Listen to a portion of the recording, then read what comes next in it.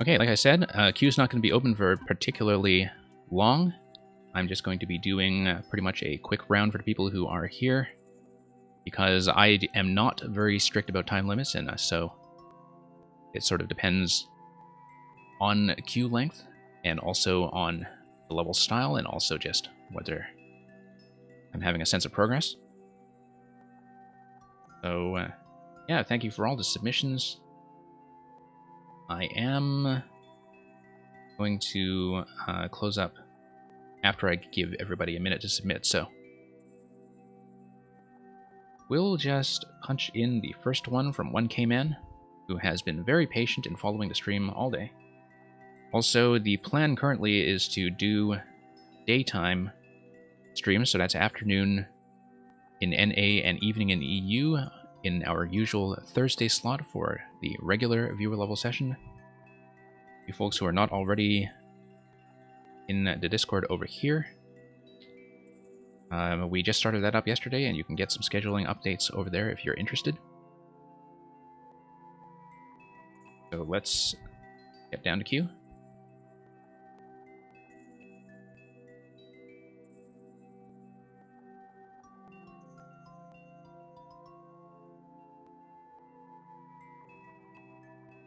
And take a look at what's going on from 1Kman.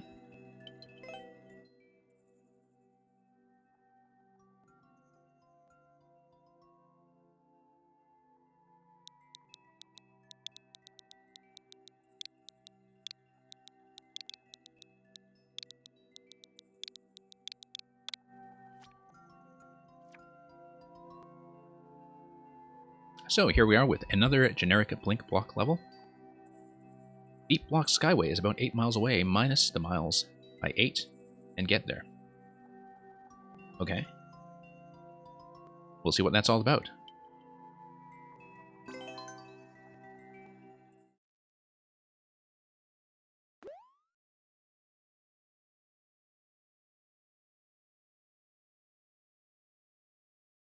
Okay, well, I mean, it is pretty much exactly as it says on the tin, but gives me the opportunity to come down here if we want to do something silly and grab some optional coins, which is also the way we usually play traditional levels, just poking around optional content to prove that we can do it. Yeah, it's kind of nice to have some of that to, whoops, keep us company whenever I reach vertical pipe entrances like that. I mean, obviously, in the case of 3D World, you can't really have a bit of extra Vine assistance, as it's becoming increasingly common in the Forest Standard styles. People who have seen me play 3D World in particular a lot have probably seen that with things like clear pipe entries. I die a lot to that sort of thing. In 4YMM, that was definitely the case with Salt Lake's Ant level. It was full of those entrances into clear pipes, or exit pipes, which were probably the one thing in the level that gave me the most grief. Like, all the fast auto-scroll platforming, no problem whatsoever. But actually getting into the pipes, that was an issue. Atlantis, thank you for Return to Planet Chain Shop.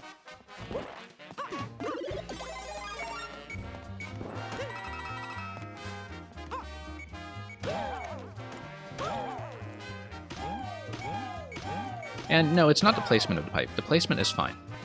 It's just that entering upward pipes is fundamentally going to be a little bit weird. Also, it's kind of interesting in designs like this. I mean, you know, obviously it is placed a little bit to the right.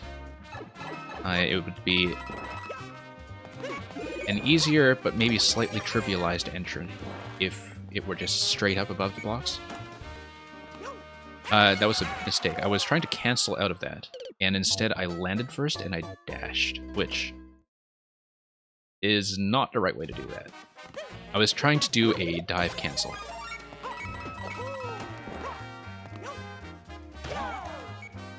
Oh, also nice that you can kind of first cycle some of this stuff. No. completely forgot the color I was dealing with there. DI Program, if you want to see the latest solution to the escape room and how I was dealing with it, you can certainly add that to the queue. I'd be happy to talk about it. Since you wanted to see what I was doing with the thing that was apparently intended. St. Lantis, the command is !leave if you want to leave. Also, I mean, you're in the back of the queue right now, but if you are already really deep in the queue, I'm totally fine with people just, like, telling me they want to trade out a level if you want to replace.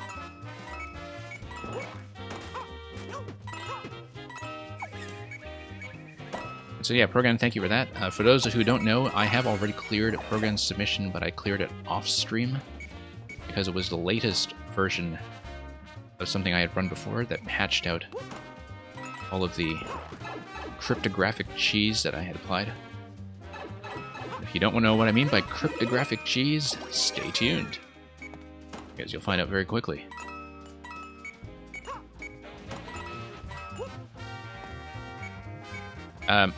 Okay. That was a total error in judgment. I think, you know, considering how comparatively easy this level is, you know, relative to everything else I've been doing for the past day, that we just have a lot of brain farts going on where the platforming skills have just been turned off for today. Like we already feel done. That's a very bad idea sometimes.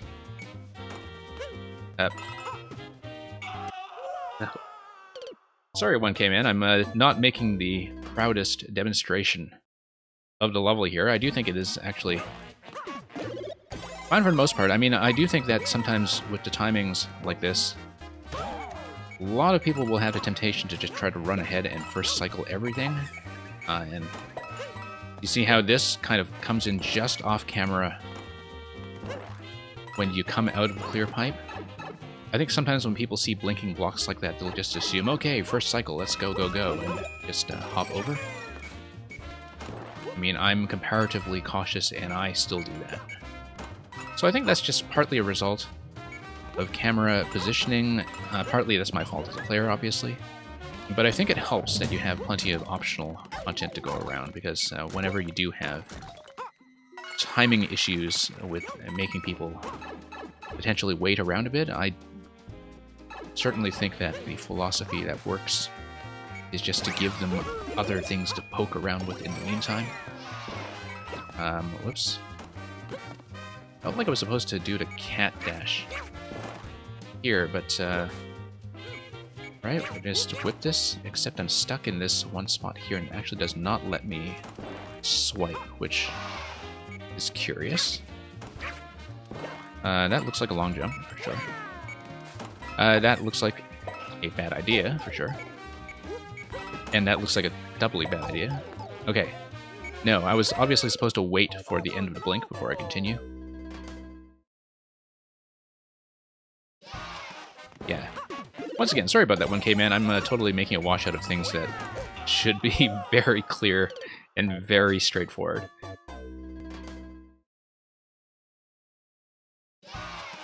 And yeah, that I was trying to do the down swipe with the cat. I mean, I can't do it now. Like, I know how to do the down swipe with the cat. I played quite a lot of, like, cat training levels early on, Maker 2, because a lot of them were very satisfying in ways that many players were not really able to engage with sort of in the first few weeks of the game. But, okay, I have to dodge some fish bones, rather. Fish and chips.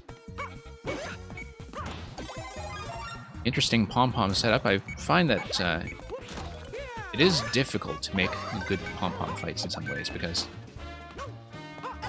you have so little control over her position that a lot of it is just going to be about... Oh, we missed a dirty coin. Okay, fine. We can always let this guy disappear, but I think we understand what's going on. Yeah, pom-pom fights, I think, are very much about the quality of the arena. And that one worked fine in terms of giving me enough spacing to run around. while also, you know, giving me something to do platforming-wise when actually doing the pom-pom chase. But yeah, as with any of the teleporting mini-bosses like Roy, for instance, just very tricky to do something reliable with that. But yeah, luckily we have a bit of alternation between the mushroom and the fish bones. I think that actually does work without trivializing damage too much, because there is still a bit of a skill check in obtaining the mushroom. That was obviously not the correct pom-pom, but I was hoping I would be able to get across. Okay, just need to make sure she gets an opportunity to land. And we do need all hits. Here we go.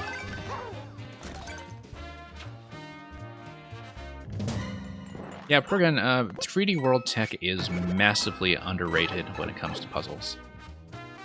I mean, I partly have strong opinions about this because, you know, of all the stuff I was trying to do with the Goomba, but... Okay, that's obviously a shell hit on the 30 coin. Shell deflection, maybe? No, that seems distant. I feel like you just need to do a toss. Usually I'd try it, but I feel like I've been playing much worse than usual. Wait. Optional objective down there. Of course we are doing it. Of course we are doing it.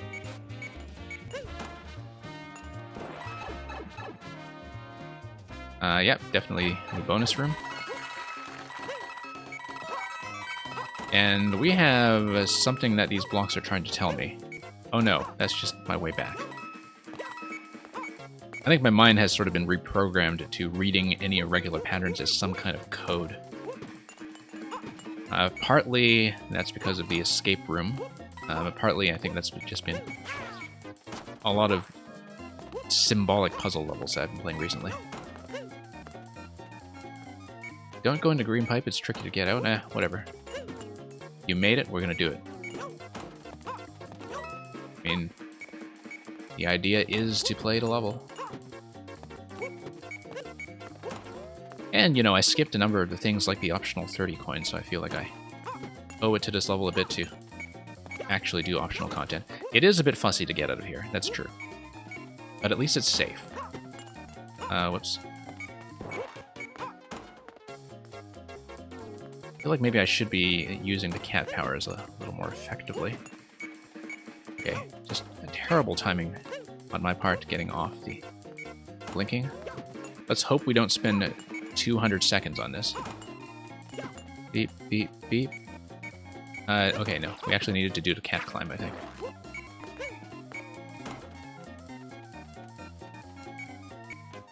And... oh, it's like Lost, right? Except it's not in the quadrants.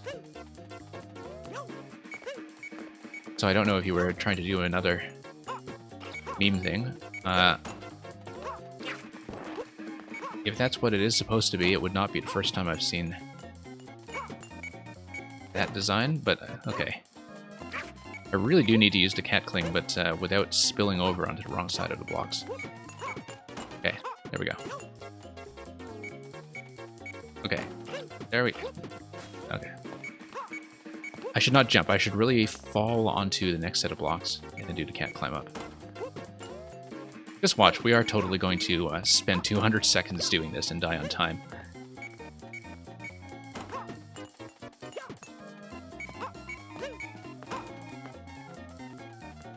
You cannot escape loss? Well, given the way that this puzzle room was set up, neither can I.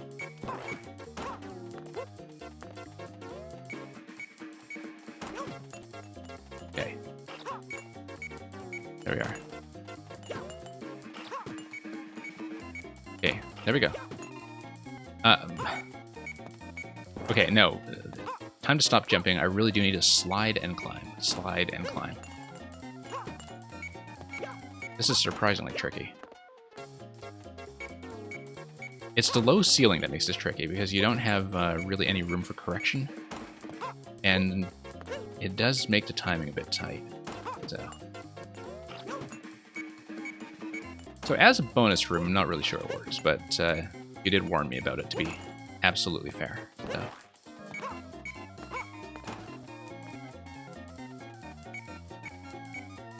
Okay.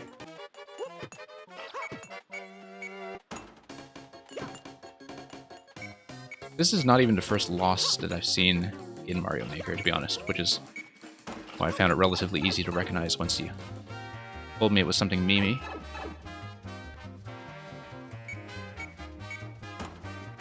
Alright, much better.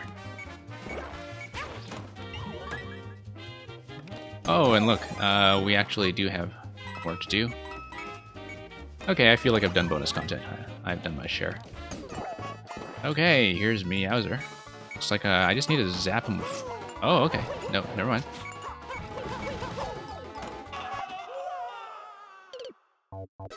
Okay, that's fine. As long as we don't do the lost room.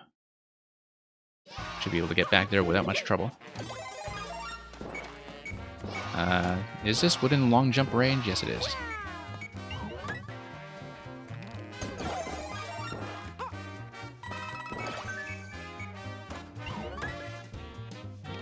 Yeah, I only just saw your advice to wall jump from the left wall. Well, now we know. Oh, whoops.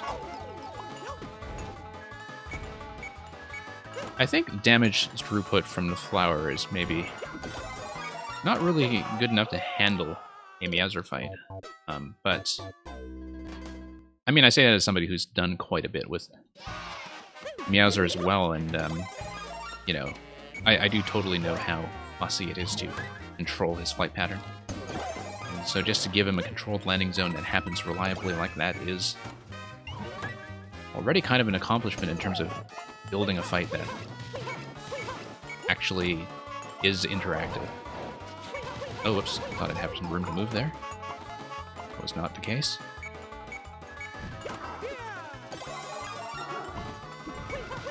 Okay. Let's not get sniped. Ah, here we are. Okay, that was not too bad. I mean, it is just regular-sized Meowser. That was not too bad at all. Given the circumstances.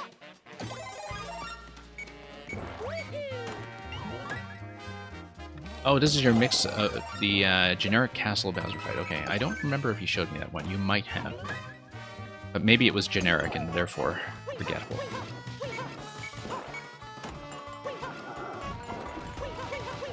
Okay, there we go. Let's grab another flower. Like I said, let's grab another flower. Okay. Clearly I should have just taken a safe zone to the right. Will he get the secret bonus room that requires jumping on? Well, now you know the answer.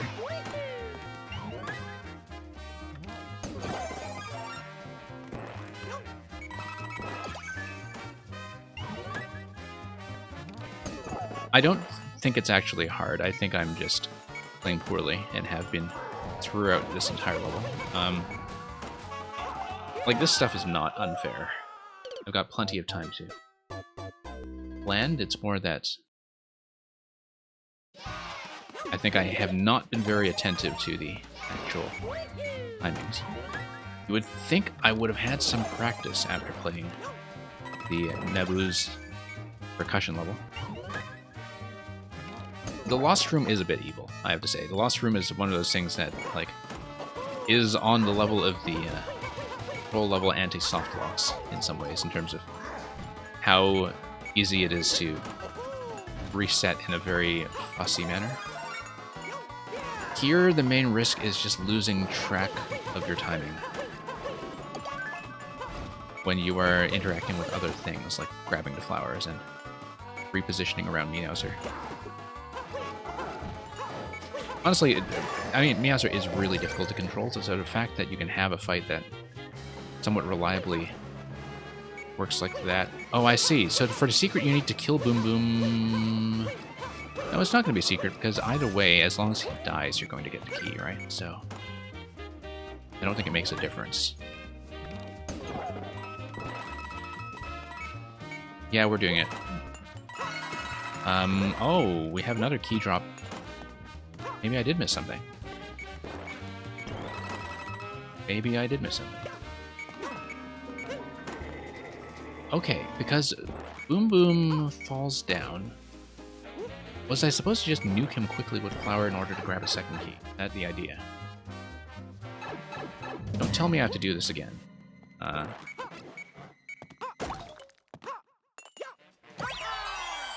Anyway, the arrow seems to be indicating something about the top of the flag, other than the fact that it's the top of the flag.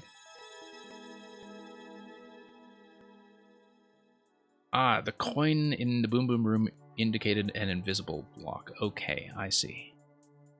Yeah. I'm gonna begrudgingly like it despite our experience of loss.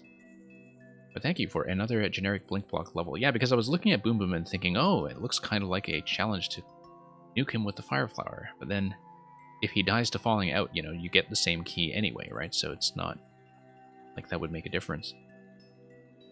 But, yeah. At this point, let's see how I'm doing in terms of queuing. Because, like I said, I'm not going to be staying on for too long since this is already tagging on to 4YMM. I think I'm going to close at this point, and if we finish really early, then I'll open up to a few more. But I think it makes sense to close with the tour of my clear of the Kurgan escape room, and we'll play all the other levels before that, so. It's going to close up for the time being, and punch in the next level, which is going to be from Minibarf. So yeah, Minibarf, I remember seeing the spider level come up. Like, I remember seeing the preview image for that. I don't think I actually played it. Thank you for confirming your presence. It's very helpful.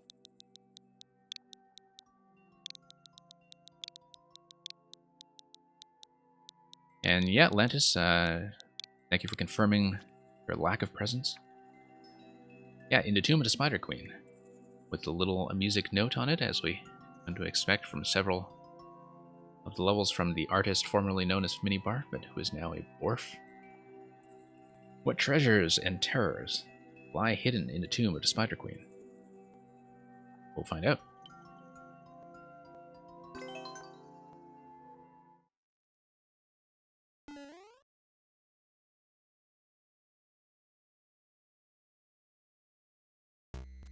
Okay, so we have this major spider intro room that also gives you potential access to a 1-up mushroom if I position myself properly. Those were totally reachable. I just failed at it. So we'll have to give up on those endless 1-ups. And, whoops, I was trying to jump on that and I just missed a jump button.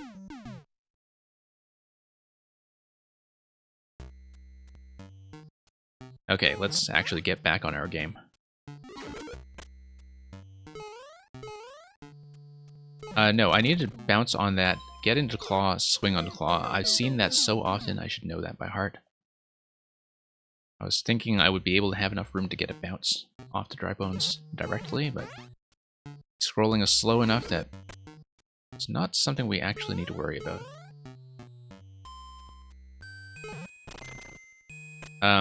Okay, a bit more of a swing.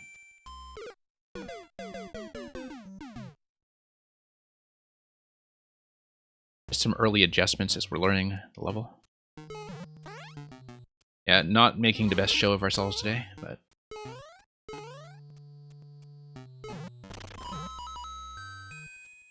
Off switch. Why? Oh, because you come down here and loop around. Okay, yeah. I can read. I can read some of the time.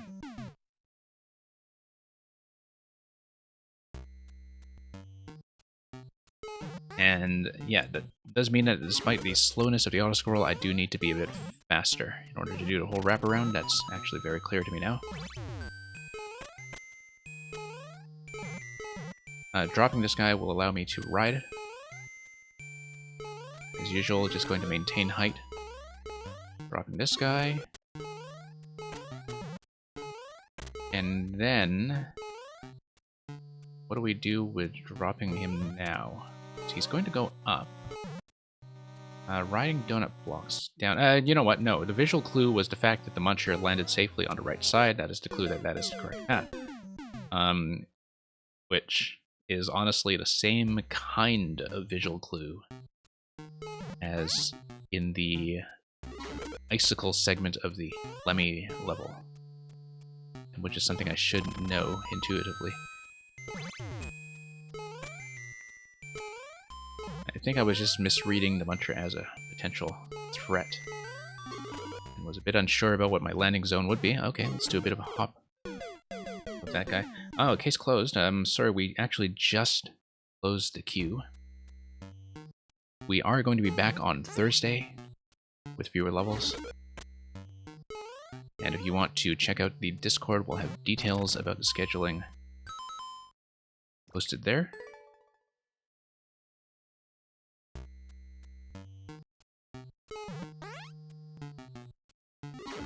And, yeah. We'll see if I have time for anything at the end. I don't think I will, just given that I have to account for the fact that I spent some starting time on 4YMM. Okay, let's remember how to actually play this game. This is kind of important. Ride the donut blocks down safely. There we go. And down the stairs we go. I don't like the look of that Muncher drop. Can I sneak under? Yes. No. Now, that Muncher got all the way down there because... Wait, it blocks the door. Claw drop, doesn't it? So... Was that something avoidable? I think I just needed to tap the door from the side and I needed to do it quickly, but...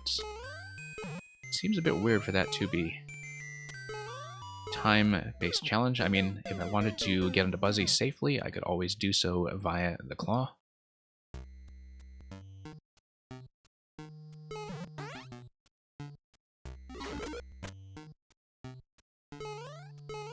And yeah, here we go.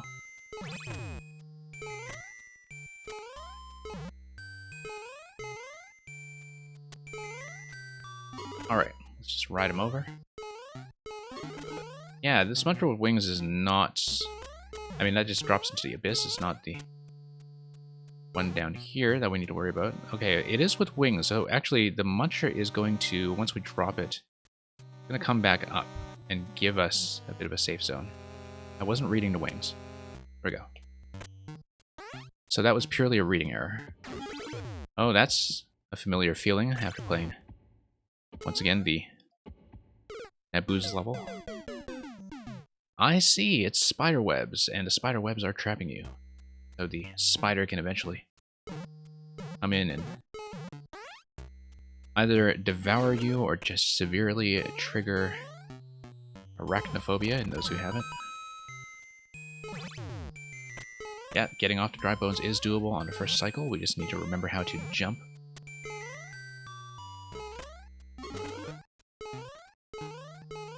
Okay. Drop this guy. Drop this.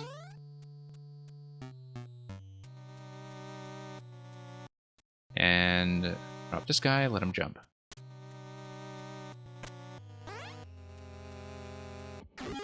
No, minibar, usually I don't need spoilers. Usually.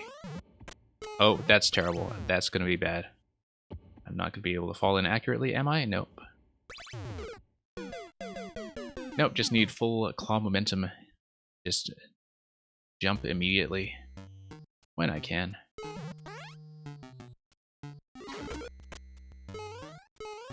Yeah, no, I'm absolutely accustomed to the feeling of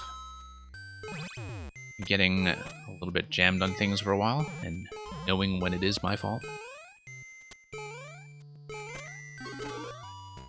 I mean, it's a very different pace than what some other viewer level streamers are used to, that's for sure. Then that's why we like to show off puzzles. And things like that, things that often have a bit more of a kind of stop and go or observational pacing. Okay, that's going to be a nice little arc. Fall into. But I think I do need to get off of that right away, and once again, just get into a high position when the thwomp activates by proximity. So it is, I think, indeed by proximity. You get close to the thwomp, and you just need to swing well enough that you are in a good vertical position. And you are within that activation range, so you can actually fall in safely as needed. I can see, too, that obviously all the track designs here are meant to evoke spider silk as well. A bunch of nascent cobwebs that are starting to get all over the place.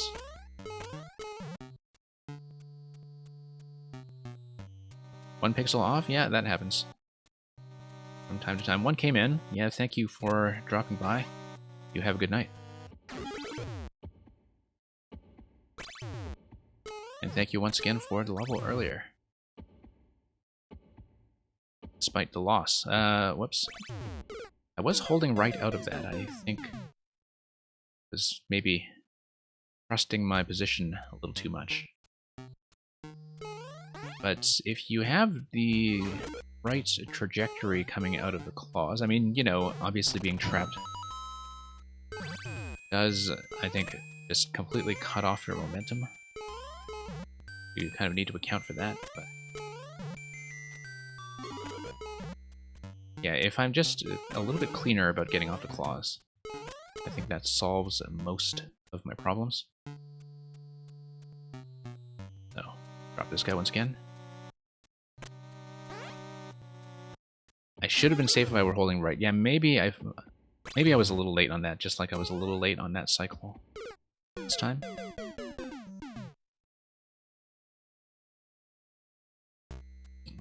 And I probably just was being complacent about the momentum cut. Okay, whoops. Gotta go faster. Okay, that was a massive series of inaccuracies. But I am admittedly maybe playing a bit tired, so that just happens. But I'm glad I managed to do it this epilogue session of fewer levels anyway. It really would have been a waste, I think, to not take a few levels in the queue given how many high-quality makers we had in the channel all of a sudden. So,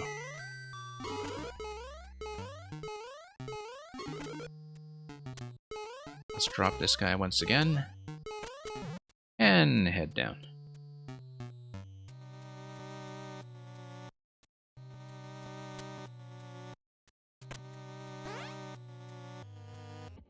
Yeah, first cycle that.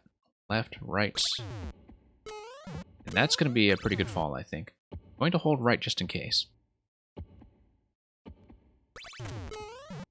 Oh, that's going to be too low. I didn't quite do a full jump there, and I'm going to pay for it. Yeah, no, I was a little bit low in height. That is a very easy correction to make. And in fact, the double arrows pointing northeast, the double arrows pointing to the top right should have been a hint to that effect, that I should not play it safe with a jumping. I can't afford to when momentum cut is going to throw off my sense of physics. And so yeah, just have to gain as much height as I can. Whoops. Forgot what was going on there. Oh, hey, Redox. Redox, we closed up because I was just opening for one round after we finished the rest of 4YMM, but so unfortunately I can't cash in your sub privilege right this minute, but if we go down the next list and we have some time left over, maybe I'll be able to take one.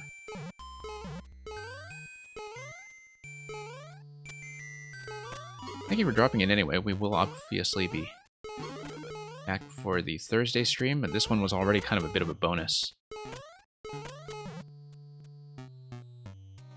Definitely looking forward to catching the new upload that I had already seen you post.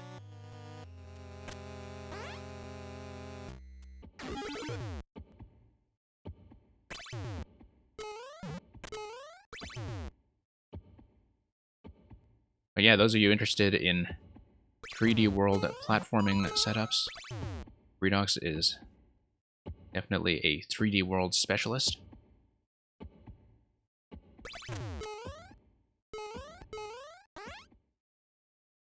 And okay, so we're going to have Ribbo's shoe, and we are going to gradually make our way up through here. But I want to float, I think. And using the float, I can actually gain height on each cycle as we climb the web. That is really interesting. I have not seen this use of the winged shoe in conjunction with on-off trapping quite that effect. Now, that was a fairly short sequence, so it's like it's almost a tutorial for something we need to know afterwards. But anyway, we're going to hit checkpoint, and the music is going to activate.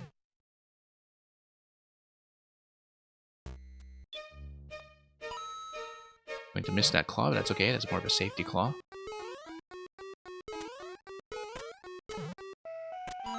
Okay.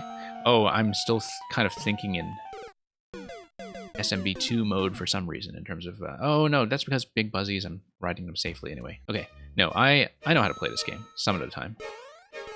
Some of the time. Oh, I see, because these are supposed to be all the other creatures that are trapped in the spider web. At least that's how I'm reading it. So yeah, really interesting segment with the shoe, though. I think that's been one of the highlights so far mechanically in terms of something that felt quite new. Ah, I see. Okay, so that's climbable. Okay. It's got a bit risky coming out of that.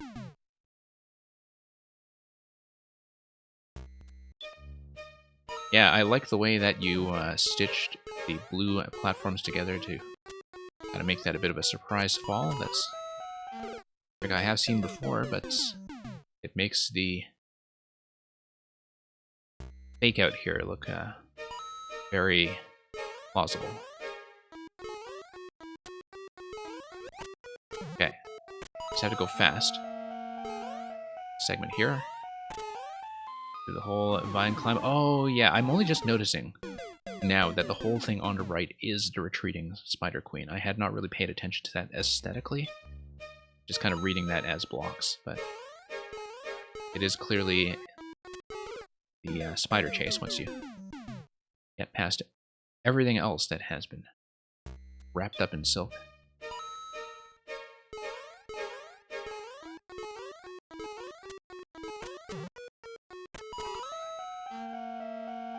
And yeah, I think very often, you know, aesthetic tracks can be something that looks very busy, but here I think it largely works in this level, and it's not too much of a shock when you see tracks that are very functional in terms of making everything happen. The Spider Queen approaching the right side. Okay, that's going to feel much safer as long as I can get that short bounce in. Yeah, gotta be careful with the spider's eyes. Remember that. Okay, so I have to ride out that platform to get into the pipe. Yes, that was clearly visible to me, but I was just being overly cautious about running into the spikes.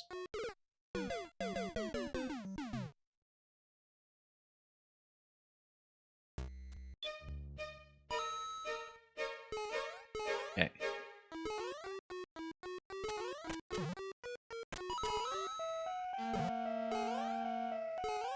Yeah, too ambitious.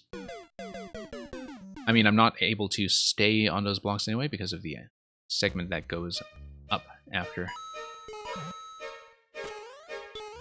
Whoops. Why do I keep slowing down there? That's a terrible idea.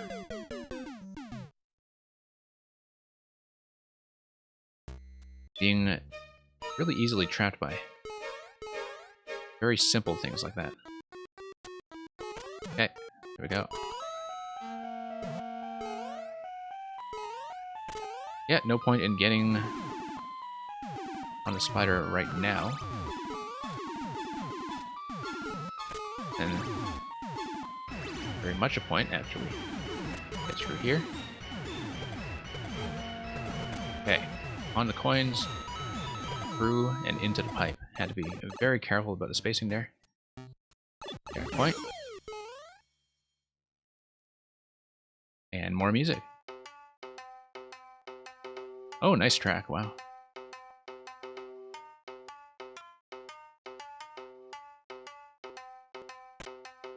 Yeah. Love the syncopation and the underlying rhythm here. This is going to be a rip. I feel like that's a... oh, okay, no. I need to hit the POWs. I'm gonna try hitting the POWs. And we'll do it straight down like that, so we can be caught by the claws. Oh, that's a problem. Okay. I was trying to get onto bloopers just to clear them out of the way, and that's be a bit of an issue. Obviously, the higher POWs are going to require a swing. Very interesting fight. Very interesting.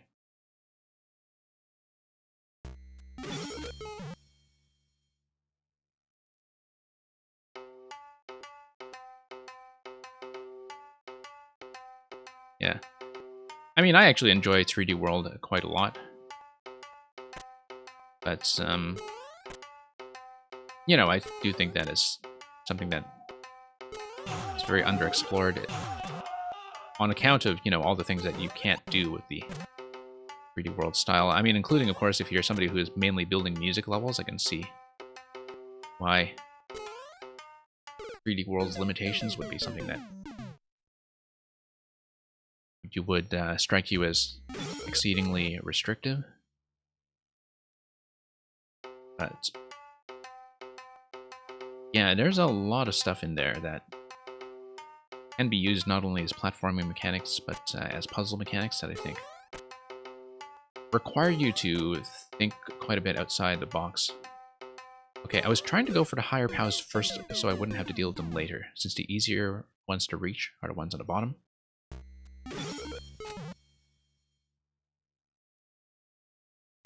Yeah. Minibark, you also made the sort of DKC style boss fight that also had looping music. Was that you, or was that somebody else? I think that was you. Because this is what... that's what this room reminds me of, for sure. Is that... oops. Oh, got squished there. Oh, got squished against Spike, yeah.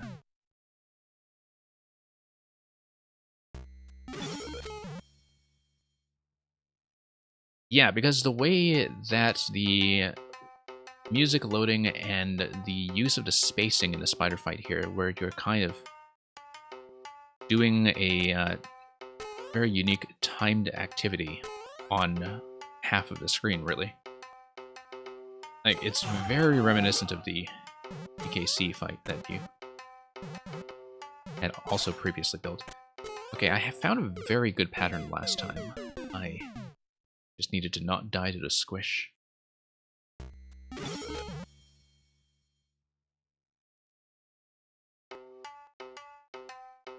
Honestly, refreshing to see someone not one-shot the boss with ease, yeah.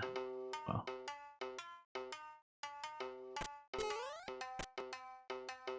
I can be a very inconsistent player. There are some things that, you know, they just come together very quickly for me. And some things where I just get very careless about the simplest interactions. And that's just what happens. I mean, people have different strengths as a player. And yeah, this is cool though. I really think that the music and the mood of the fight work quite well together. Obviously, the bottom POWs I should just leave to do with jumps from the claws that are just straight up. I don't think I should be doing that much swinging to begin with. I feel like I can hit all of the POWs from my position when I have the spiny hat on, so let's just try to tap all 4 in succession if I can, just from this position straight up. No, maybe not. Okay. Let's do a bit of a swing. Okay, no, I see what's happening there is that I am correcting in order to hit the POW and overcorrecting before landing in a claw. It should not be too hard to fix. You like using the end of the auto-scroll to create confined boss rooms? Yeah, I can tell. This is a very unique boss though. I haven't seen anything quite like that. And I am of course thinking of the various POW interactions and what they're doing for me off screen. Yeah, I feel like getting rid of the bloopers the safe way by making use of a spiny head is probably the better approach. And just a little bit of caution go a long way here. Ah, that reveals the flagpole. That's a really interesting way to do the flagpole, actually. Very nice finish. I did not expect the flag to be right there, although that should have been obvious. Because it's not like the spider was just going to turn into coins with a P-switch or something.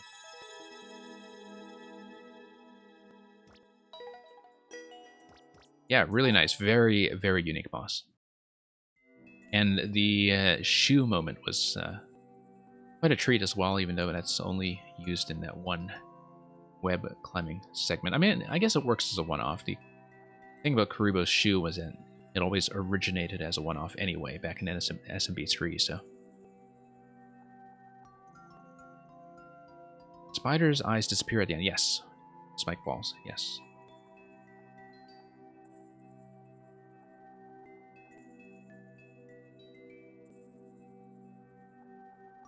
Okay, Terminator. If you would like to check in. I think you have been here all this time because you were very eager to see this one get played. And really hyping it up.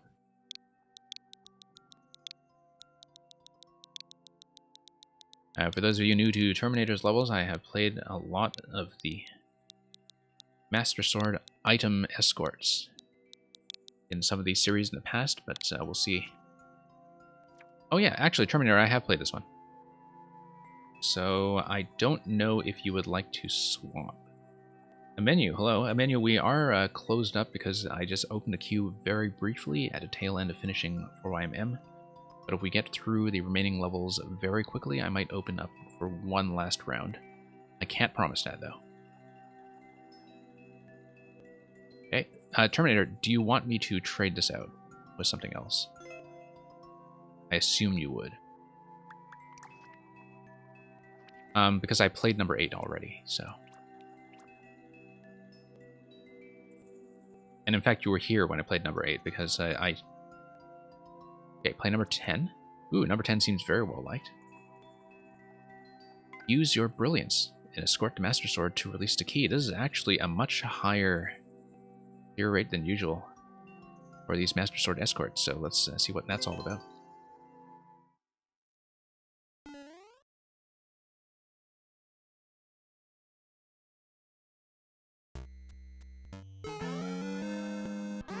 And yeah, Terminator is a bit of a specialist in using the Master Sword as an item gate.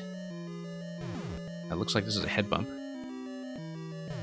No it's not. I don't know why I immediately thought that was a head bump. On-off switch is going to do what for me? It's going to move... you know what? I can just kill the Goomba, can't I? That's not going to really do much for me. Now, where is everything spawning from? It's spawning from the green pipe, okay. E-switch is going to give me access to that? Nope, not. Okay, let's not hit the P-switch and let's go through the other door. We will eventually want to come back here with a key. No, actually, the door is just a reset. Why would the door be a reset? Because if you escort the Goomba to the right side by tapping the on-off switch like this, that is going to do something useful, I hope. The Goomba is going to be on the right side, and I don't have access to anything to do with it, do I?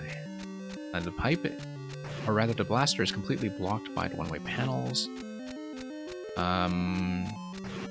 There is a sword that is on the top level if I send it all the way to the left. No, I see. I'm supposed to send the Goomba stack all the way to the left, drop the sword on top of it, and then send it all the way to the right. Let's reset. I see it now. Okay, so Master Sword needs to spawn up top at some point, but let's trap the Goomba. Whoops. Send it all the way over. And then time the P-switch such that the Master Sword drops on top of the blaster, and then we send it all the way to the right.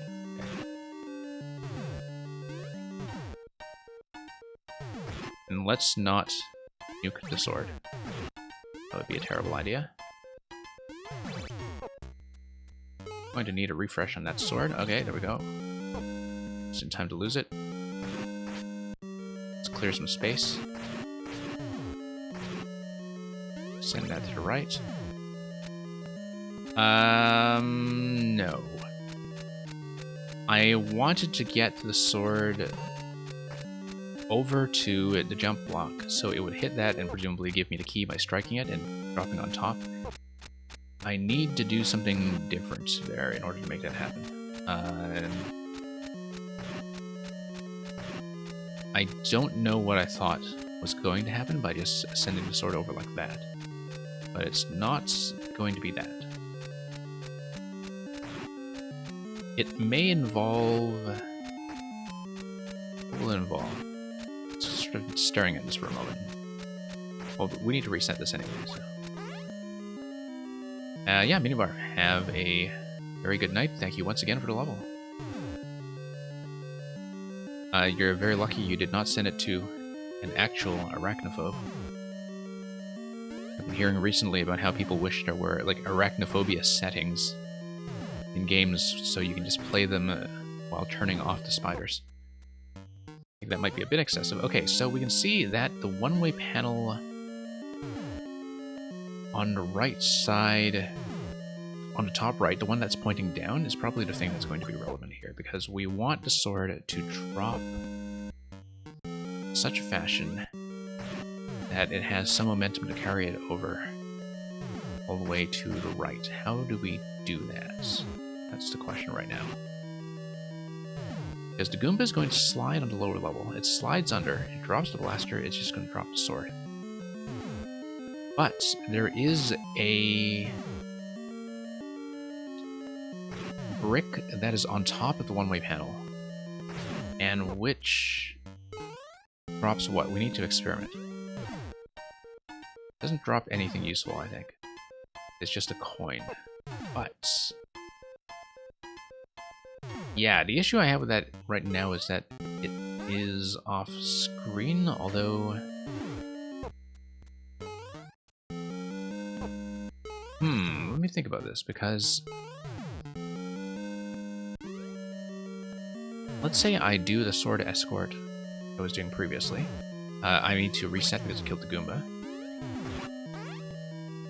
Yeah, so the brick above the top right one-way panel pointing down is the new clue that I have not used yet. I feel like at some point I need to drop something from that. And I can't see what it might be, but obviously the P-switch activation will be doing something for me here. Oh, wrong way. Way.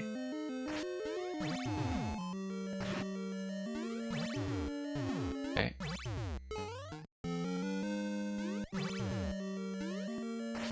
Now let's just get the sword back over. And what are we going to do with this guy? I think let's do the same escort as before. No, not there, obviously. I wanted to hit the P-switch, not the on-off. Okay, let's let this guy bounce back right to left. So a lot of things to track visually. I do like the very gentle pressure that comes from having all of the spike tops on the bottom layer. Okay, so the first thing we'll do is we'll hit the P-switch. Drop that. Drop that.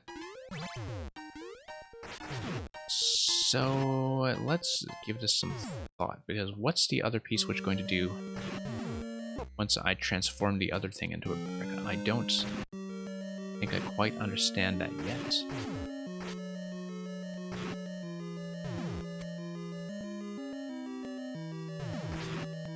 Nope. That was just bad timing. I wanted to continue and block it. Let's start over.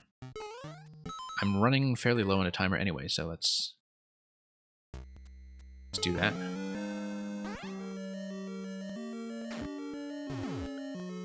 Okay.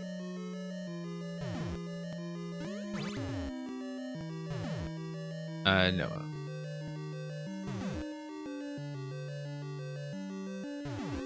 And, okay, move that over. Pop that into place. Let's clear some room.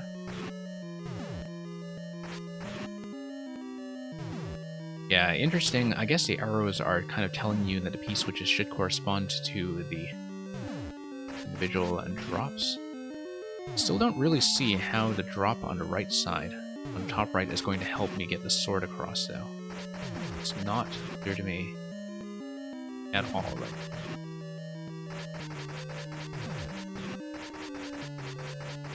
So, I mean, I'd better just see it. Okay. Run that over. Let's keep the Goomba alive.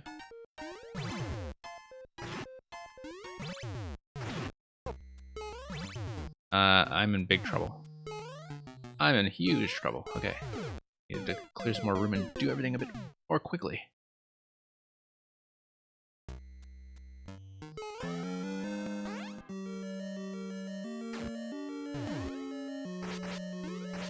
Okay. No, I accidentally killed the Goomba too quickly. Let's try not to bump the switches quite like that. Yeah, I don't know if I like how the Master Sword is spawning from the same position as the Spinies coming out of the pipe. I think that... I mean, obviously you don't want the Master Sword to just be a permanent free sword, but I think having it at exactly the same position as the spawn is probably a little excessive. Like, if it were just a little off from that, so it's possible to kind of duck in and get out. Like, you know, if the sword was dropping onto a donut block or something, such that you would have a... I mean, obviously a donut block would not be able to, you know, overlap with the P block, but let's say a semi-solid or something. That would allow the Spinies to get through, but also... I guess a semi-solid would cause issues for a cycle of them going round and round, but maybe not with the anti-clockwise movement that we see here. Often have to, whoops, reset.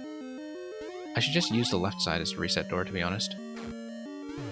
Might be much simpler. Okay, let's let this guy go through. And through. And through. And we'll let the sword over there. We'd better punch some of this out. I'd rather use this P-switch, I think. Right, since it's not obstructed. Okay. Let's get everything across safely.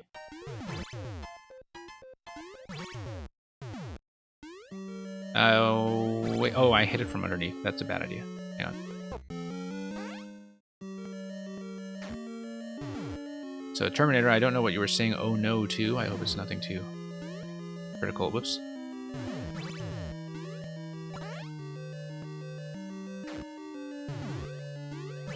Okay. Let's actually do things quickly. Let's going to solve a lot of problems.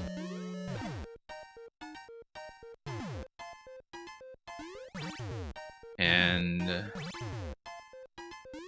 send everything through. Still don't know what the next switch hit is going to do for me. Not clear on that.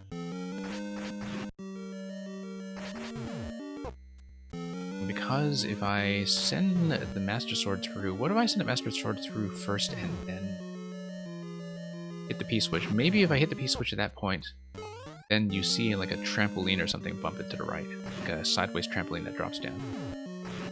Let's sort of test that, but I'm not sure on what's going to help me there with this.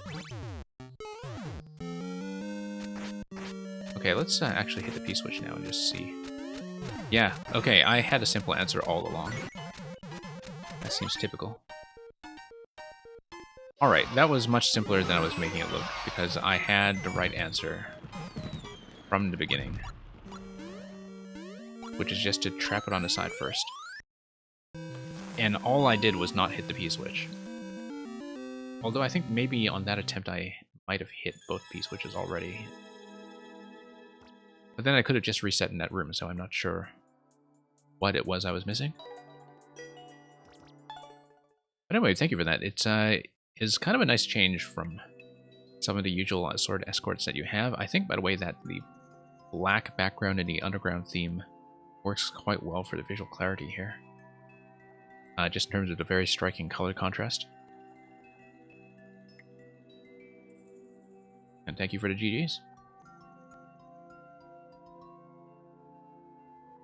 Okay, let's look at the next thing.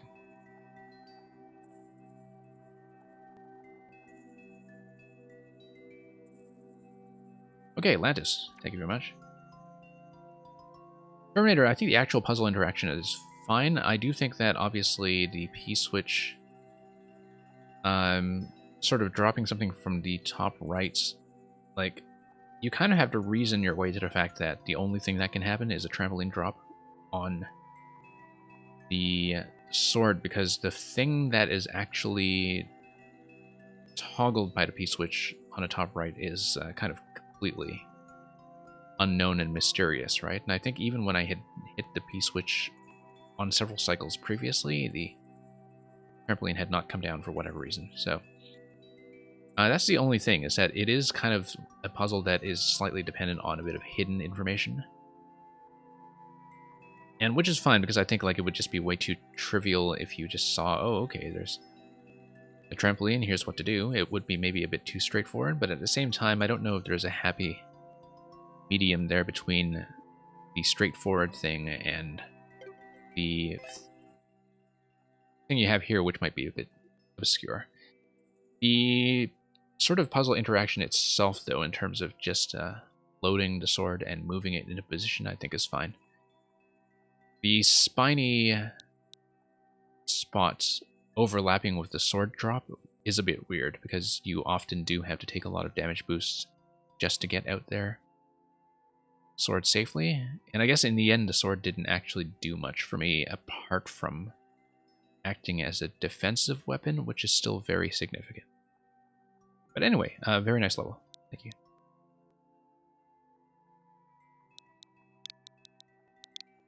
Arcade F9S Donkey Kong Grunty or something. Return to Planet Chain Chomp. Sequel to your level, Escape from Planet Chain Chomp, in Maker 1. Which I think I remember. I don't remember if you remade that for Maker 2, but I... Oh, no. I remember seeing this come up because I was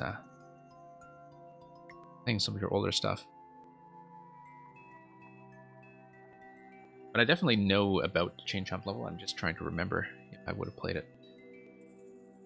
Anyway, let's dive in.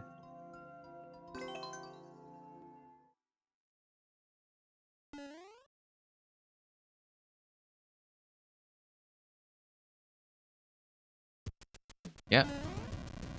a lovely tree right from the start. Some burners that are going to be totally safe. And, okay, so we're in a rocket ship. Rocket ship is going back to planet Chain Chomp, presumably. And yeah, we need to hit the P switch because that's going to fire something off. It's going to release the Chomp. And that's how we know we've landed. I see that you have a bit of a dual track setup, which is, of course, reminding me of how Wildflower worked in terms of having, you know, a bit of a cooperative kind of layout where you control one part of the level, wait for the other one to come in. I remember, of course, as I go into this segment here, that one of the things that I quite enjoyed about Wildflower was those crisscrossing segments, where you swap places with the thing that you're escorting. Only 17% on this, really? Well, I mean, I don't know what's going on with that just yet. Giving me something to hit with my head while I wait for things to happen, which... I mean, I guess that is just mostly for restless players who want to jump a lot. Don't know what the Cloud Spawn is doing yet. I guess it will be relevant once we get a Cloud Spawn on this side, eventually. No, we need to bump the Goomba. But then what's going on with the Cloud Spawn after that? I guess... wasn't really a way to... Oh, I mean, I guess it's just... there so the blaster isn't being too obtrusive. And not firing anything that could break anything else, or... you know, particularly not coins that could potentially hit things like the jump blocks from up top. Okay, that's going to raise the gate. That's going to set the bomb on fire. And the Chomp is just going to hang out there. And it's going to say, look at me, I don't activate donut blocks. La-di-da.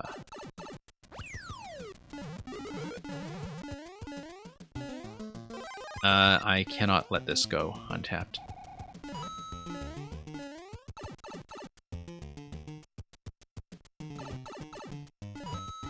And, okay, we'll just do a couple of short bounces on this guy. Not here. We're on the other side. I don't know why I expected him to keep walking. You'd think that we played enough Dry Bones levels by now that we remember all of the underlying rules, but it's amazing how my memory of game mechanics just deserts me sometimes. We want to use the on-off track in order to escort. Whoops. I have to actually watch out for the Dry Bones. Let's, I wanted to, yeah, pop him over like that. Okay. Get out of the way of that guy. On-off state does not currently matter.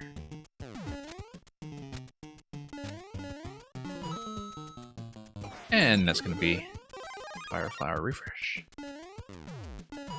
Be yet another gate opening.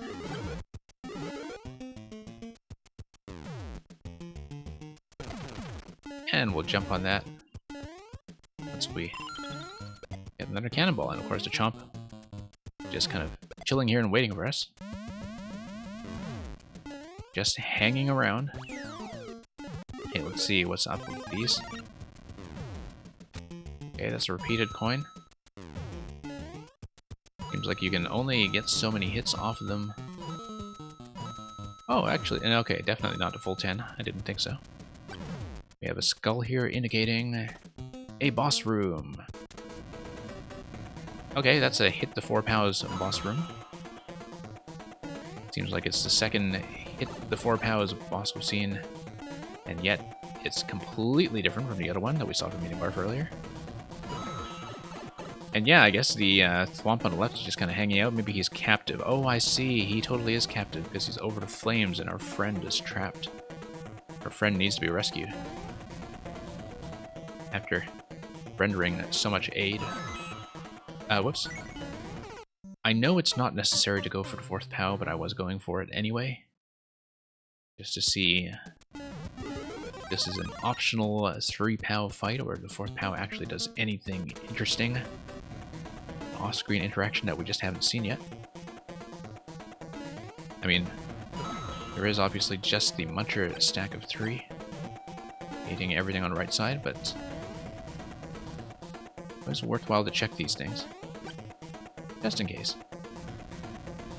I mean, it is more or less a hit 3 out of 4, but... Okay, nothing. Now we know. 4 POWs are all for anti-soft lock. Ah, yes. I can see why that would happen. I have seen the sort of interaction you're talking about before, where if you have some hits in quick succession, perhaps, then you still have Munchers that are registering as still in the air, perhaps? Anyway, we're going to take the rocket ship back out. Our work on Planet Chain Chomp is done.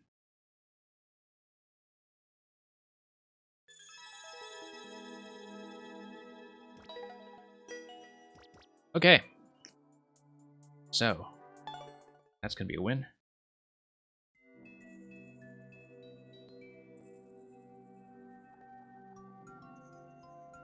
And what have we got? We have Progan, so... As I said before, this is going to be a tour of a level that we have already cleared.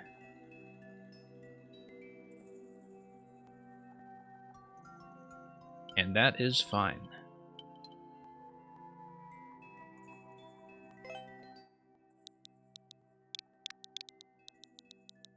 Now this, for those of you who have been following the stream over the past week or so, it's a level that we've seen in, I think, 3 different versions now. Possibly 4. Because it had been patched a few times. The last 2 sets of patches were pretty much directly to address things that I had uncovered on stream. Both clears currently are mine. One for the clear and one for the speed. So yeah, I'll just do a walkthrough of... The thing I did was finally the intended solution, I think. So I'll just show you how I was reading all of that stuff. The kind of central clue to the puzzle that had stumped me for a while, it was a little bit kind of spoiled upon request last stream, because we had cheesed the whole level and just ignored all of the spatial clues. But anyway, you see letter clues. Each of the letters are uniquely associated with a block type. You see numerical clues that are associated with these P blocks. The clue that I didn't really know was to think about the P blocks as words, where we think of them as words that will, of course, include some of the letters that we are shown throughout the level. So we have these numbers here, like 11, 6. I'm not going to do this by memory. I should probably pull up my notepad that I had open. Some of this stuff. But yeah, up above there was another dice that would give us pathway. I'm just going to blow through some of this stuff since I have given regular viewers a tour of this level before, or at least in a previous version. You will notice that in this version some of the clues have been changed around. You have different numbers, you have different words, and yeah, different clues that we're using gallery space of the level.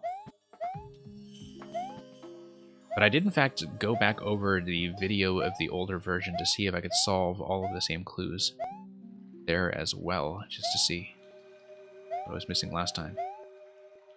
Okay, press F to pay respects to the letter E that was formerly located there. Anyway, just going to run through the coin trails rather quickly. Here's the SMB1 castle segment, where you enter a code. The reason we know that code is from just playing the level a lot, and obviously in that segment at the very end there that you saw just now where we obtained the bomb, that was the clue as to which of the letters would be relevant. Actually, since we're showing off this level, let's go back and just to show it. Okay, so this was the thing that was stumping me for ages because I didn't know if it was like a rotary cipher or something. It's the placement of the P blocks that are in each of these rows. People who remember the previous version will know that there used to be 5 rows corresponding to 5 dice. There are now 6, and all of the clues have now been changed around in order to scramble the code which we found last time by way of cryptanalysis. And yes, I found a previous crossword retroactively. I mean, I knew what the letters were because I reverse engineered them from having solved the code.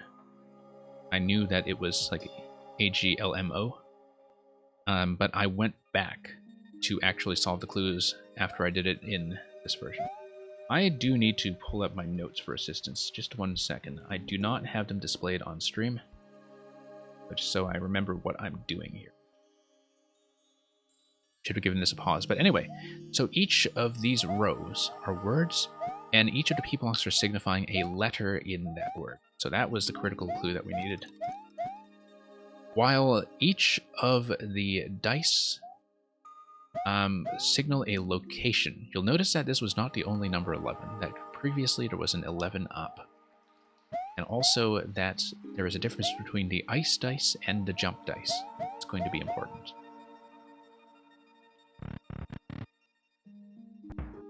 So here's the thing that I also didn't get previously, which we now understand, which is jump dice 1 to 12, ice dice 1 to 10.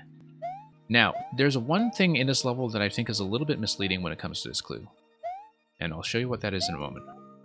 What those refer to are the floors in the gallery from top to bottom. And the floors in the gallery are numbered sort of 1 through 12 on the left side. You know it's the left side because of the column of jump blocks over here. And the floors on the right side, as signaled by the ice blocks over here. So that was another thing that I didn't get. And I cleared the previous version of the level never actually understanding that because we had found a very serious logical shortcut, which is the best kind of shortcut. Let me just do this interaction in the René Magritte umbrella room. So the whole layout is themed like an art gallery, where each of the rooms is a work of art. And you see a couple of numbers on the side here, like 4, and further down, you'll see the number 7. The reason for that is because it is labeling the floors. Now, here's the thing that I also didn't understand about the level previously, is that the floors on the left and right side of the levels are not synchronized. That when you count from the top, you get floor 1, 2, I believe this whole thing is 2 because you have the... Oh, maybe not. You have the umbrella, you have... Maybe the umbrella is 3, and this room is 2. You have the clouds that are kind of rain clouds that are above the icicles that give you your rain effect above the umbrella, and you have this, which is like a rainbow. We'll get back to that in just a moment. But then, by the time you get down here, this is telling you, okay, this is floor number 4, right side. Yeah, that's right. So umbrella room is 3. So 3. Do this once again. This is just manipulating the big wiggler that was loaded onto global ground up above the colored pipes. That was the first thing that we had figured out about this level when we played it originally. And I just keep dying to this P-switch fraction here. No good reason. Let's pop the P-switch and grab the other one just to make sure this is easily retrievable. So yeah, floor 4, ice cream. 5 is L'Origine du Monde, as I like to think of it, in the Musée d'Orsay in Paris. although maybe a slightly different pose on the model. But floor number 6 is going to be the pond. Floor number 7 is going to be Pac-Man, or if you're talking about the makers of 4YMM, Paxman. Floor number 8 is going to be the flower pot. Notice the inclusion of the T, which is now signaled with coins. That's one of the changes in this version that we had not previously seen. Floor number 9 is going to be the tree. The Tree of Life. Floor number 10 is going to be abstract art. And now this is going to be the end of all the rooms that are on the right side. This is what I didn't get. That the floors, as signaled by the number on the top right, this vertical zone, only go 1 to 10 on the right side, while they go 1 to 12 on the left side. And I'll show you how that looks as I go through all of the artwork here. So yeah, well, I mean, you see, of course, the floor system going all the way down to floor number 6 here with the red coin or pink coin indicator room that tells you where all the locations are. Floor number 7, this P balloon pathway is what gave us the clue to the first bomb access that we got earlier by entering in the color code, which was yellow, blue, red, blue. So it's the P balloon pathway here that gives you that. Yeah, see the armory, that is floor 8. You see this thing here that looks like either a UFO or a bacon sandwich. It's floor number 9. Christmas tree is going to be floor 10. And you can see that floor 10 is out of sync with floor 9 on the right. So this is floor 9 on the right. This is floor 10 on the left. That's what we didn't get. Because originally I was thinking, okay, that they would be the same on the way down, even though they're slightly staggered. Floor number 11 is the heart room with the letter R. And we know the bottom is floor number 12 because you can see the 12 kind of peeking out on the bottom right. And you can see that from over here, floor number 12. So the reason this threw me off was because 12 is on the bottom right. So I thought floor number 12 would be equivalent on both sides. And so I never understood the 1 to 10 clue that was on the top right of the central chamber. And so, like, that's why I found it to be slightly misleading. And because I was thinking, okay, that must mean this whole thing is universally going to be floor 12. But that's because I just never understood the 1 to 12 and 1 to 10 thing to begin with. And that may just be my own problem. The mole to the right, obviously, is a power-up check to make sure you can't take a Koopa shell down here. The head bump is fairly obvious. Now, there is something new in this version, which is when you get into the belly of the creature. This is new. This was the clue number 6, which I suppose is being signaled here by \1. It's funny, because in earlier streams I was thinking, oh, I wonder if the backslash is like a modulus operator or something for number key. It's totally not a modulus operator. That's just overthinking it. But yeah, this new clue here, so you see dice and northeast arrow and 3 letters. That's going to be significant. And you see the letter E, which is just one of the many letter clues, although it was relocated from where it was in the previous version. So remember this clue in particular, because this one's my favorite. It actually was in the previous version as well, but I didn't know that, because I didn't solve the letter clues in the previous version. We don't want to grab the POW in order to exit.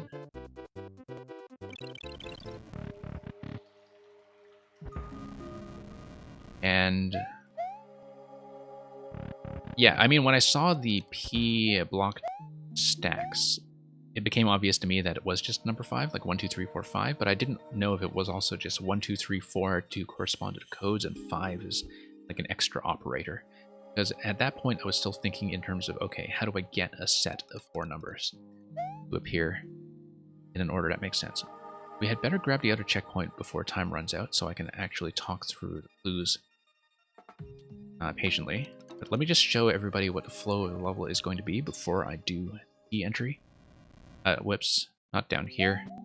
Oh, not down here either. Sorry, I needed to go through the key room. Massive brain fart. Okay, let's do this again.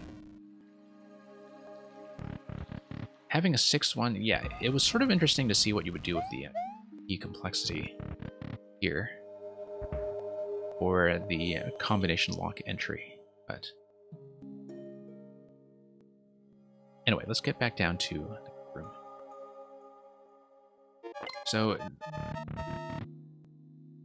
once again, a reminder to number 12 as we get into the exit room. Key and checkpoint. The key is just a refresh to be able to get back to the main area if you respawn number 2. So this is just a combination lock that eventually sends a bomb down here, breaks your way over into clear. I'll show you also that this comment obviously was mine as the one person on this version who has in fact made it across. Here is the code room.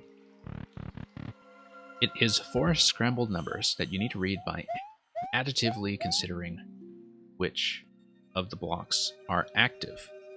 Each of the block types, of course, corresponding to letters. So basically, you needed to unlock a certain series of letters that when you all think of them as having an on state, and all the other letters or block types as having the off state, it reveals the code.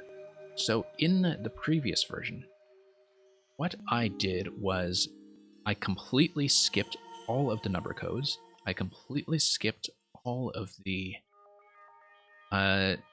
numerical indications about like floors of 1 to 12 or 1 to 10. I just went straight to this and basically constructed the code by logical deduction, which was actually a very simple process and which got me the right answer quite quickly. Progan did not like that, apparently, as an alternate solution, and made this revision specifically to try to thwart it. And yes, I tried that method here. Notice that there are now 8 tau blocks instead of 6 in an effort to make the code more complex by having 9 to the power of 4 combinations rather than the previous limit of 7 to the power of 4. That's a considerable bump in complexity.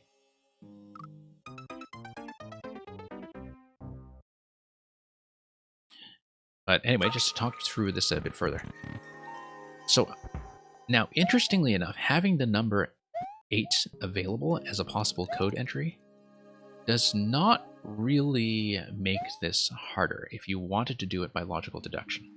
If you wanted to apply the same deductive method previously, what you find is that the number 8 is very easily ruled out simply because it requires too many state activations at once. Particularly if you know, from having done the solution previously, for instance, that there's just going to be an upper limit to the number of letters that you want, and specifically, we know from the clue that there will only be 6 letters, whereas last time there was 5. So if you understand that there are only going to be a limit of 6 letters, then you know that you can rule out stuff like the number 8, because it requires a total activation. You can rule out, in fact, most things. Like 7 pretty much never works. So I tried to apply a similar method, and I quickly realized that it created a contradiction, and that I could not actually have a code that worked because, for example, you would always have at least one number that always requires something like the cloud block, or always requires something like a jump block. And that would create a contradiction with the number space that is available with the other one. So I was wondering, okay, how did Program decide to trick this out and block me from solving it, given that this kind of clue should be fundamentally susceptible to deduction? I'll tell you what that is in a minute, because the answer is actually kind of funny. I think the answer might, in fact, be maybe... Like, it doesn't really make the level harder for people who are doing it with the intended key, but I think it's almost like a little bit too tricky, like it's something that is designed specifically to block me, so to speak. That is very much an anti-me kind of puzzle walk rather than something that really increases the complexity of playing it blind. But anyway, it does block the deductive method. And it only blocks it for a very particular sequence or a very particular set of numbers that would not be vulnerable to breakage. So, if we look at the dice clues, we see that they actually point to numbers and locations. And the locations are as follows. I've got to pull up notes for this because I'm not going to pull up all of the dice at once. Let me see. Okay, first clue was the number 5 on the dice that was the first dice in the original zone. And the number 5 with the jump block, which says it's going to be on the left column, which means it's going to be in the room above this room. And, oh, so, no, sorry, not the number 5. It's 5 letters. 5 letters, and yeah, your purses was at number 4. I mean, I started number 4 for a while and was thinking that might work. Notice too the letter U card blocks. That's also a new clue in this version. So, the first clue, which was 5 letters, is room 11. This is room 11 on the left side. Room 11 with an arrow pointing up. Arrow pointing up is a heart. A heart is 5 letters, and so the first letter is going to be H. We know H will be one of the letters of the solution. H maps to the spike blocks, and we therefore know spike blocks are going to be part of the on state that gives us the final combination. We have another clue that's in this room. I'll just say it for simplicity now, which was the one that was dice number 5. Dice number 5 was right above where we obtained the bomb, and is where we finally see the letter clue as well, in terms of which letter is relevant. That just points down to this thing, which is 4 letters, and it is fire. I guess there was an outside chance that maybe it's, a campfire, and therefore it's like camp or something. But it is fire. That's going to give us the letter I. Now let's make it to some of the other rooms. Clue number 2 pointed to room number 8 on the right side. And so it is 7 letters, and we want the 5th letter. And this was just a pot of flowers, and I figured out very quickly flowers is just 7 letters. Very easy fit.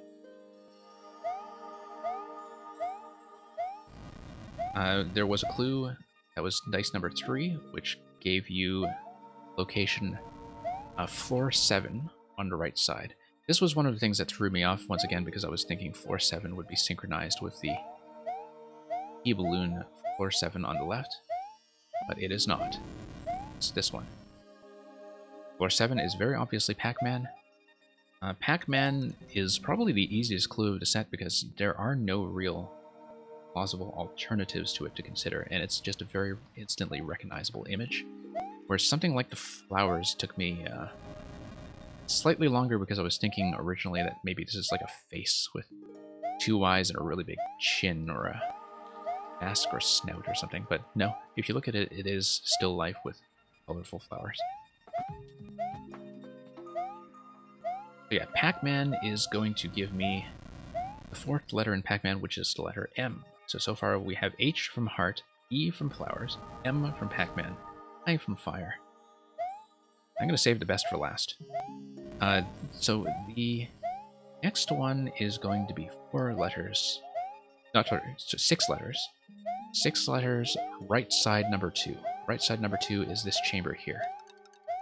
Initially, I thought it might be referring to the rainbow, and depending on whether you use the US or not US spelling, I was thinking like color or colors or something like that for the rainbow. But it became very clear to me that it's referring, in fact, to clouds. And it's the 2nd letter from clouds, which is the L. So, The L is going to be associated, I believe, with question blocks, although I need to check my notes to see if that's in fact correct. Now, the last one is my favorite. And it was actually very easy to see, given the circumstances. The last clue tells you room number 3, with an arrow pointing to the top right. Now, you might look at this and, what on earth is this thing with this, branch on the left and these clouds on the right? I have to say, I don't know if it's just the way my brain works or something, but I recognized this one instantly. This was actually one of the easiest ones. I do think that it is going to be the hardest one for a lot of people, and that it's correct to put it last, because it is like very much an aha moment if you don't know what you're looking for. But if you know that this is an art gallery, and you're looking for things that look like art, this is very obviously the creation from the ceiling of the Sistine Chapel by Michelangelo, where the hand of Adam is touching the hand of the flying spaghetti monster, also known as God. And so it is going to be the letter G at the head of 3-letter God, because flying spaghetti monster just doesn't fit. Oh, the third account had Googled up the image. Okay, I see. Just to show people. Yeah. I actually recognized it instantly. Yeah, I can see why people would be just very astonished with that, because it does require a much more art-minded thinking, I guess, than some previous things we had seen. But anyway, so I was able to see that, I think, because by that point I had already conditioned myself to read objects. Like I had read correctly that this was supposed to be the nude in the gallery, and I had read obvious things like Pac-Man and also the pool here and such.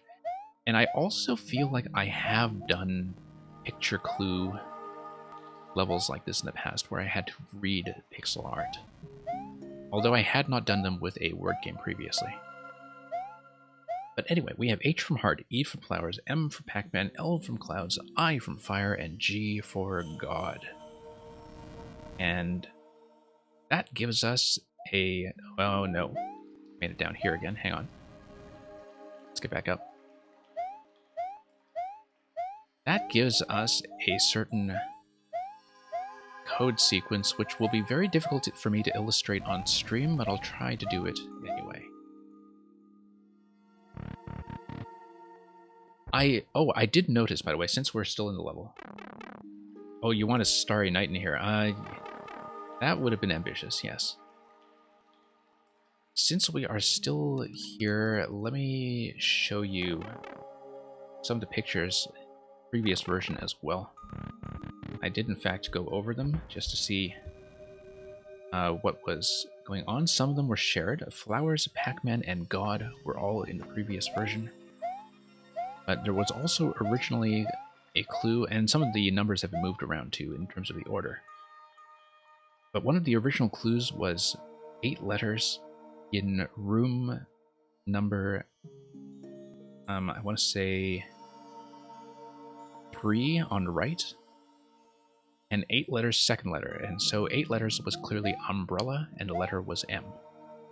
That's in the previous version. The other thing that was unique, and this was one that was kind of spoiled for me before Krogan changed all the codes, was this room here. There was an M-O-O-N for moon. Was the O in moon. As the 3rd letter in room number 2 to the left.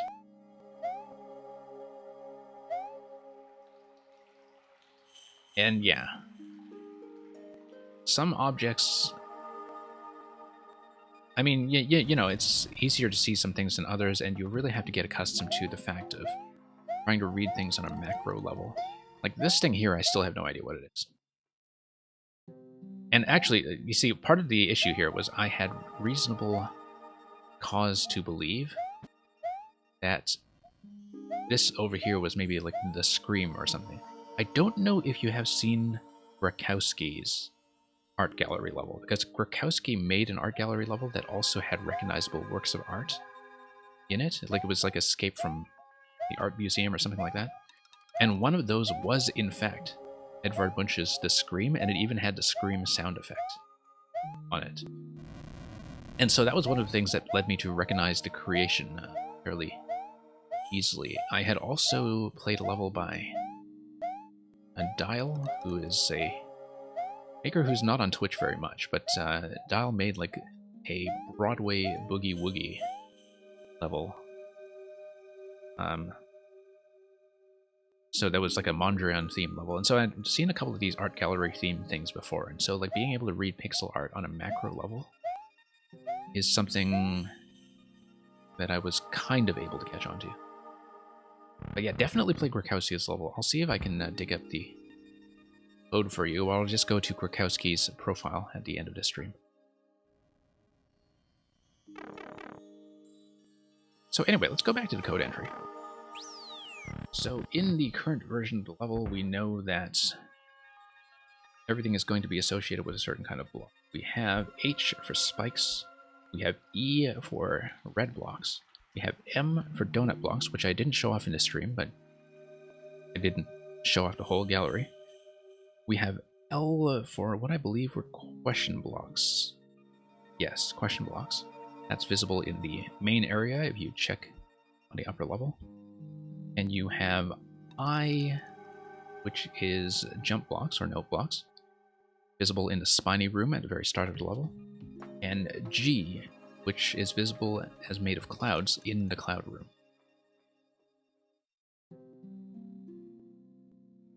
And yeah, you probably should write down more of the process behind the level. I think from a quality assurance and testing standpoint, that would be a very interesting record to keep in terms of level design. Anyway, so here's the trick.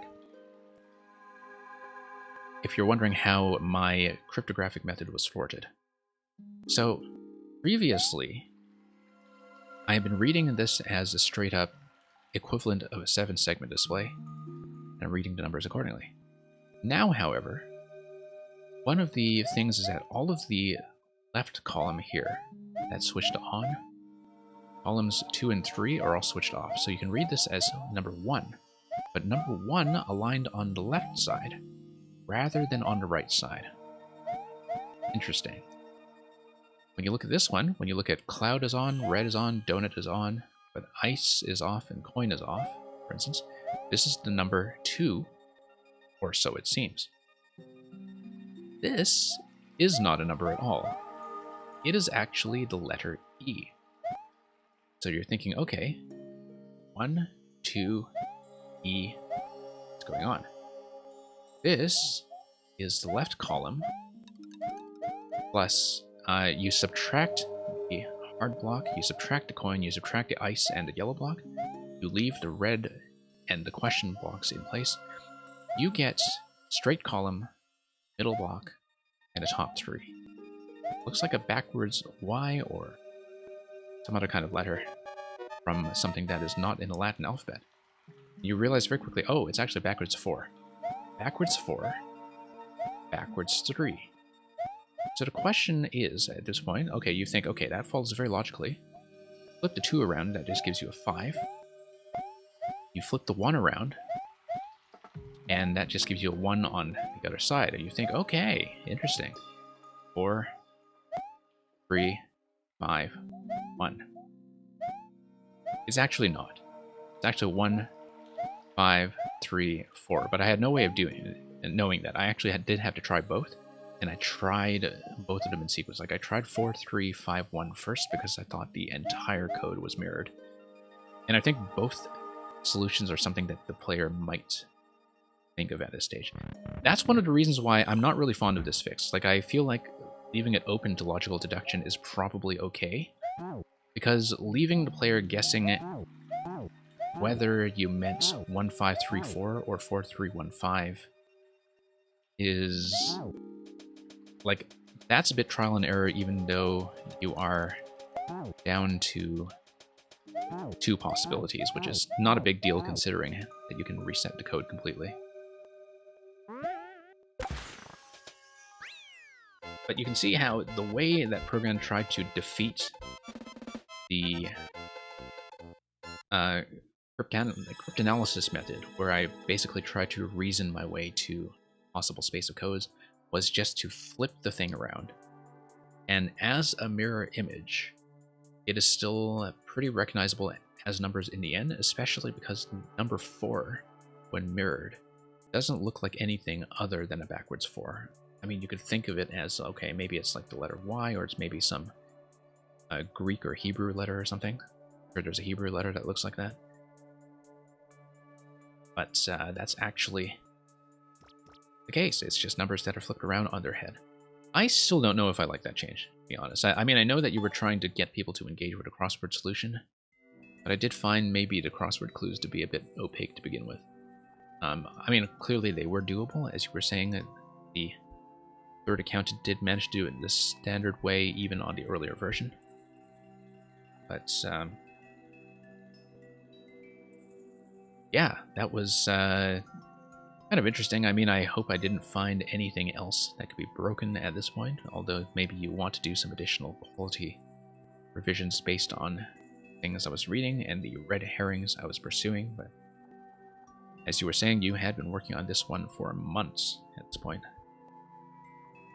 And I think when you work on a level for months, it is very easy to lose a sense of difficulty tuning in terms of just how hard this actually is for people who would not be accustomed to applying this style of reasoning, something they see in a Mario game. I feel like I got through a reasonable amount of it by myself. I received one hint from outside, which was that I was misreading the color code segment with the P-balloon. And I received one major hint from Progan after I cleared it the previous way, which was, of course, the elevator system and the word search, or crossword.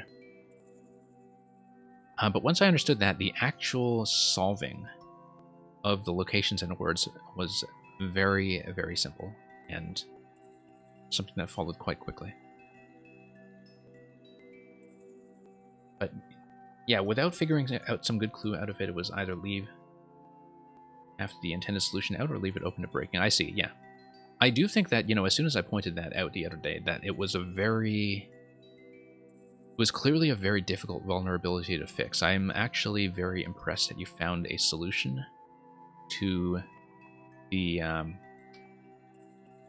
sort of deductive method of finding the code that worked as way as it did. I do think that some things like adding the additional letters and making it up to 8 numbers, basically, making it up to 8 POWs for each switch, and also adding additional letters, including some red herring letters that, A is no longer relevant. A with the P block is no longer something that appears. The distinction between ice blocks and ice coin blocks. So ice blocks are O and ice coin blocks are F. I thought that was something that was potentially very interesting, but it never actually was used. At that point, if you did use it, it would maybe be a bit too hard. But I felt like stuff like that kind of creates the appearance of complexity doesn't actually make the decoding harder. If you did not do the mirror image,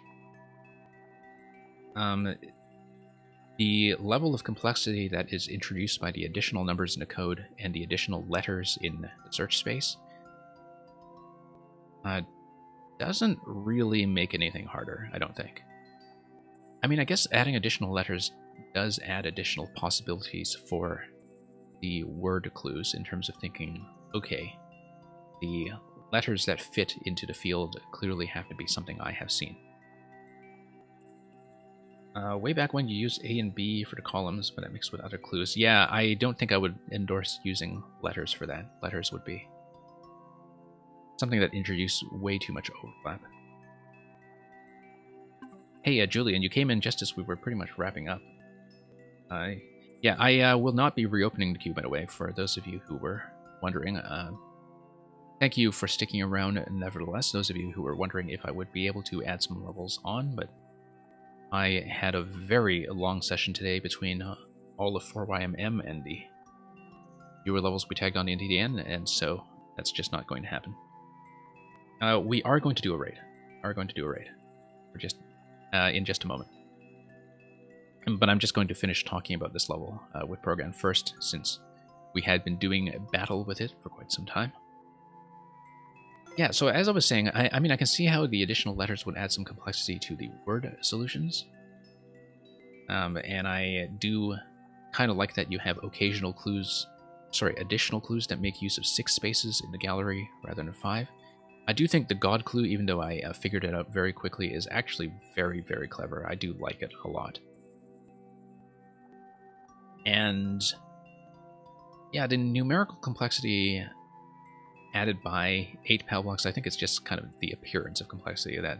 As I was saying, if you didn't do the mirror image, I still would have been able to figure out by deduction, maybe even quicker. Because it actually reduces the number of possibilities that are valid. But all in all, you know, like I found that, you know, in terms of finding a one-step solution to trying to deal with my method, that was still able to create something reasonably clear to a player who makes it to the code room the standard way. It's probably fine. I do think there is still a lot of room for potential confusion between like 1534 and 4351, where people might see one and it fails and they're wondering if they're doing the right thing at all. But the number 4 solves a lot of stuff there. The number 2 and 5 being mirror images of each other is actually a kind of a nice touch in the final code. But by the time you reach the 3 and 4, or the E and the backwards 4, it becomes very clear what's going on. So I think it's one of the better solutions you could have come up with in terms of something that's sort of easy for you to implement and does not break the difficulty too much for somebody who is able to make it past the key door in the first place. So yeah, if you're kind of satisfied with the clues in their current state, I mean, you know, it's very difficult for me to make a judgment about the clarity of the clues because it took me, of course, many attempts on this thing to really sort things out. And maybe I can actually keep my first clear for once, which would be amazing. So that said, we are going to be finished for this session. Once again, as a reminder to anybody who came in late, although I think all of you in here know by now, we have a new Discord for the server, so I can actually communicate my schedule when I'm not on stream. Currently, the next intended stream is going to be daytime or evening for those of you in EU on Thursday. That is just going to be straight up viewer levels. Thank you very much for the cheer. Yeah, we're going to scan around for somebody to raid, usually somebody who's doing viewer levels. But maybe some other kinds of Mario Maker streams as well. We'll see. I'll send you on in just a moment, but in the meantime, thank you for watching. And until next time, fare thee well.